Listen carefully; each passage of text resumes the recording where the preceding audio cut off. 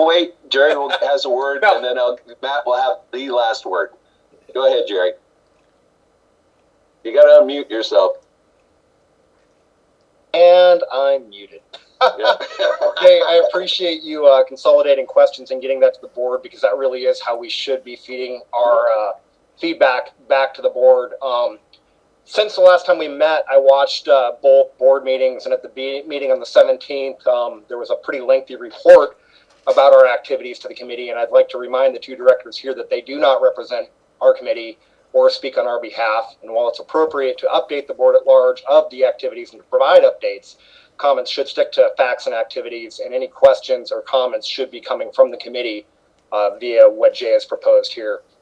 Secondly, in watching those discussions about potential members of the committee, I'd like to state that I think a criminal conviction for child abuse and thus being ineligible to serve as a volunteer in our schools is adequate grounds for disqualification.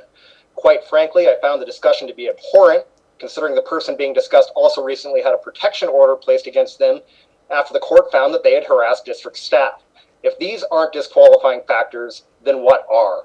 And lastly, as we've discussed community sentiment at length at our last meeting, Director Daly, I was surprised to see your recent letter in the Kitsap Sun, where you expressed concern about a disturbing downward trend in voter approval.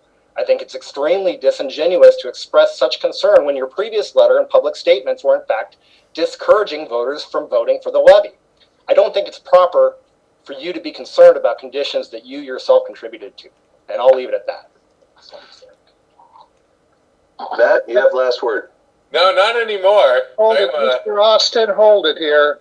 This is extremely inappropriate at this committee meeting. If you've got issues, bring them up elsewhere, but not here. That's extremely appropriate, extremely childish, and very poor. I feel that these matters directly affect the committee, and I respectfully disagree.